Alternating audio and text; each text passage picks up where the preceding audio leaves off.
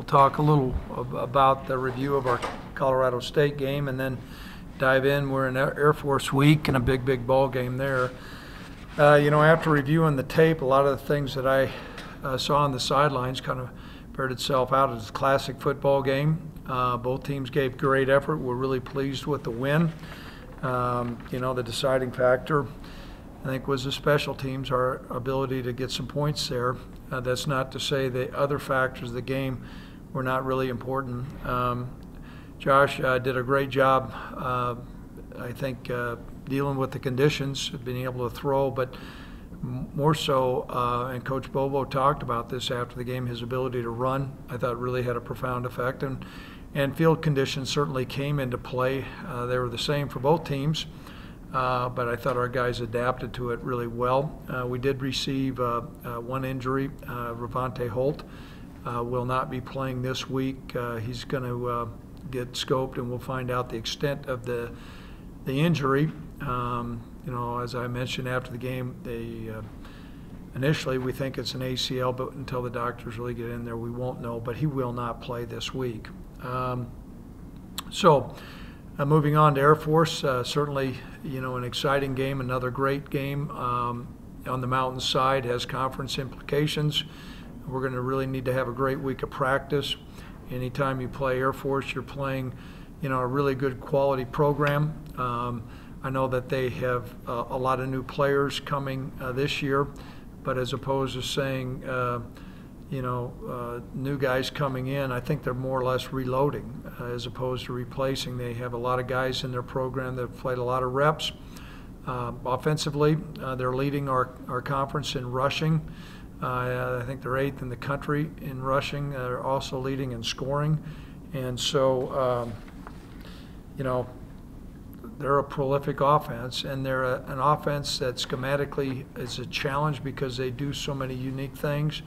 And really, there's not anything that we can generate as defensive coaches that they have not seen through their library of experience. Coach Calhoun and that staff, both sides of the football, do a great job, and we have a great deal of respect for the Air Force Academy. Offensively, Worthman is doing an outstanding job as their quarterback. He did not play against us last year. He has played, and he really is a great quarterback and operates that offense very well. He has the ability to throw, so you're not looking at a one-dimensional player there. They've got two sturdy fullbacks, and the tailbacks have made a lot of big plays, and they've made some plays in the passing game as well. Defensively, they've replaced a lot of guys, and I would say they've reloaded. But offensively, they've got 6 seniors that are playing and 4 juniors, so you've got an older veteran squad. And so we're excited about playing Air Force. And as I said, a conference game and a mountainside game, so there's a lot to play for there. So that all being said, I'll open up to any questions anybody may have. When you look at Air Force, you faced the triple option against New Mexico a couple weeks ago, but they are kind of different. What are some of the biggest differences from when you look at what New Mexico wants and tries to do to what Air Force tries to do? Well, first of all, the quarterback sometimes is in the shotgun, but most of the time he's under center, and you've got 3 phases of the option. And what they also have done, Robert, is a great deal of diversity within a triple option. There's 2-way options. They're pulling an onside guard. There's reverses. There's all kinds of things. And so while there are some similarities to New Mexico, I think it's pretty significantly different. With Ravante being out, do you expect to have to work anybody else besides the 3 guards listed on the depth chart? Or the well, those guys are going to be the main guys that spend time in there. Javari came in and played really well against Colorado State. We're pleased with his progress. And then Dalton Fields is an older player also. Coach, how concerned are you about that lack of depth when facing a fullback? As you mentioned, 2 for Air Force and that run up the middle, and it's all assignment responsibility there. We're really concerned. Anytime you play that offense, if you go back, the principles to stopping that offense is, number 1, stop the fullback, number 2, stop the quarterback. And, against Colorado State, they really got the fullback going particularly late in the game. And so it's a major concern. We have a great deal of confidence in our players that are playing those positions, but nonetheless, we are thin. You faced New Mexico's couple weeks ago, now you're back in that option mode, kind of Yeah. good, bad, or indifferent. It is what it is. You can't change it, but is it good? You've already kind of seen something somewhat similar, at least as far as option football, or does it really matter? At this Well, point? I think there's some similarities, and certainly, I talked to Andrew Wingert about that because, a couple weeks ago, of all the different schematical assignments for those players on defense, we played well, but then flipping and going into a traditional pro-style offense have made it a challenge, and now flipping back. The good news is I think we've got some experienced players, staff's pretty experienced, but it's going to be a really, really hectic week of practice. We'll be grinding, I can tell you that. I think in terms of freshman at tackle, the only guy who's not playing this year is Gavin Dineski. Is he still is he faced with an injury? Or is No, he he's back, Okay. but we're in the process of redshirting him. He's just a little bit light right now. But, obviously you mentioned how prolific Air Force's offense has been, but Army shut them out for the first time since, 92 or something, and there weren't any turnovers, so I'm sure you've looked at some of that film.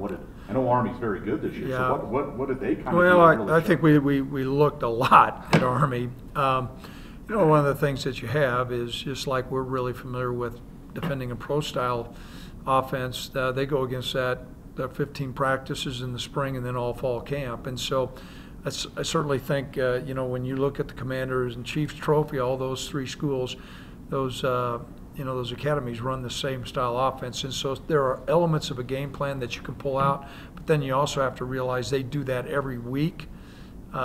This is a one-time, not experiment, but it's a one-time scheme for us. With Kellen kind of having some success at the end of the last game rushing, do you kind of see him figuring in a little bit more in terms of the rushing? Yeah, we're gonna talk about that during the course of this week. I think certainly Kellen did some nice things, and I also think our offensive line did a really good job moving people off the line of scrimmage late in the game. So it was a good combination. You mentioned about Josh running the football, and certainly don't want to see him taking hits, but it's about competitiveness and doing what it takes to win games. You like what you're seeing in that? And ideally, would you like to not see him run as much, or what are your thoughts there? He has ability. He's a big, strong guy, and while there's a certain risk of injury when you're running him, there's, I believe, a significantly less risk of running him on predetermined runs as opposed to getting sacked. That's where guys, but nonetheless, anytime you expose your quarterback, you've got to pick and choose when you do that. The other thing that we have appreciated is Josh. Josh is an ultra-competitive guy, and I think you saw part of that competitive nature come out on that last drive, and we're not going to quench that. Let's just be real clear. We're deep in November. The Ducks are on the pond.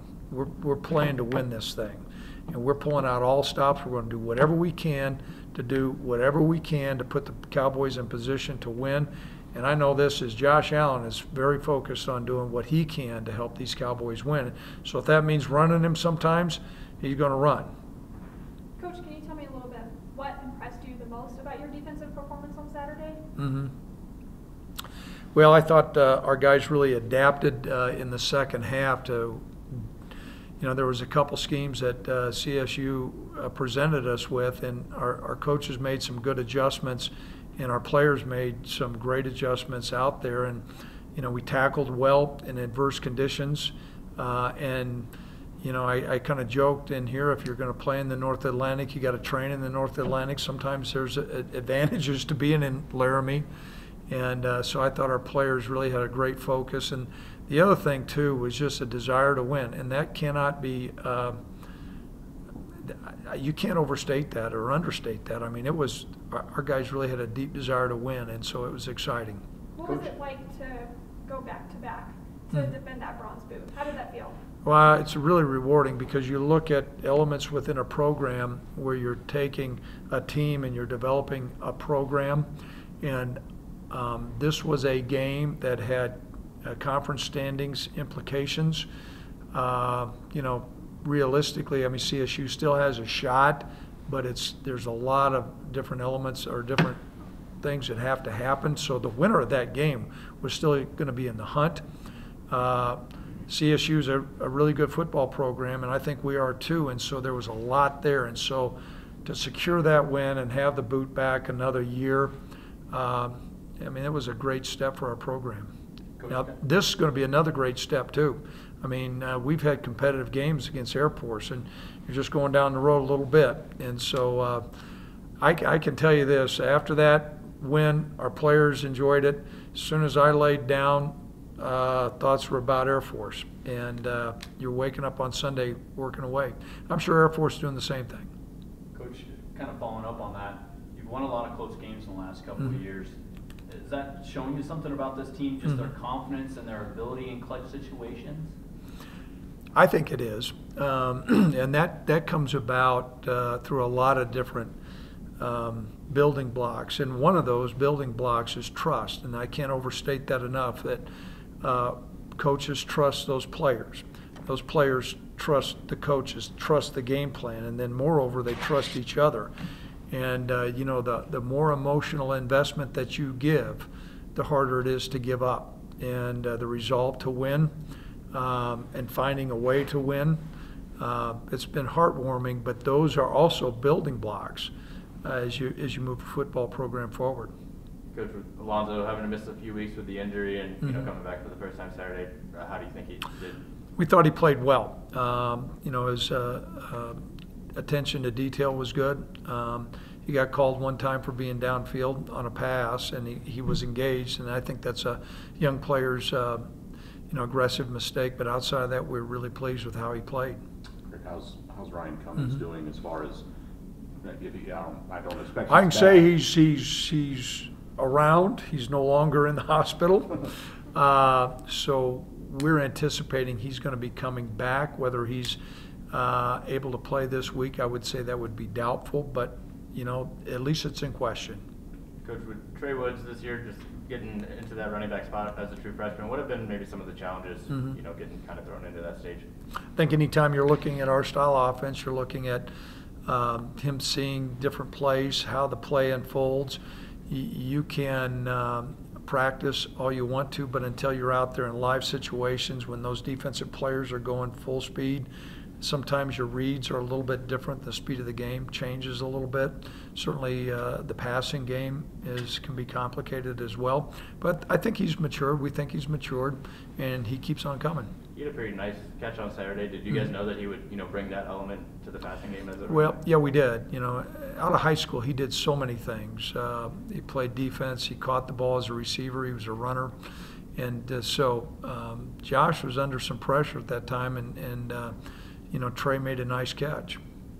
Beyond that, I thought Drew Van Manen made one of the best catches I've seen in a long, long time. I mean, it was a classic game, and I know Coach Bobo, they were really disappointed that they lost, but if you look at the ebbs and flows of that game, and then you had weather come into play, and I mean, you got a gutsy walk-on fullback that dives and gets a double stinger, couldn't even feel both arms, and we didn't have a snapper at that time. We had to have a backup snapper go in, and so it was a great classic game, one that I'm going to remember for a long time. What was going through your head when you saw Overstreet score that game-winning touchdown? What was going on in your mind? You know what? Typically, coaches, you start look. Obviously, it was great that we scored. But you're looking at time of possessions, field position, how we were going to stage our defense, how the game was going to change.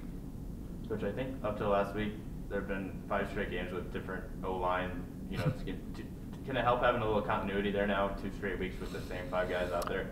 Without question, anytime you play offensive line, now we work a lot of different guys in practice. Coach Fuchs does a good job with those guys, but to have the same 5 guys out there certainly sends, you know, not only a message of continuity, but they learn how to play together a little bit more. And so during the course of the week, we're excited to have the same 5 guys.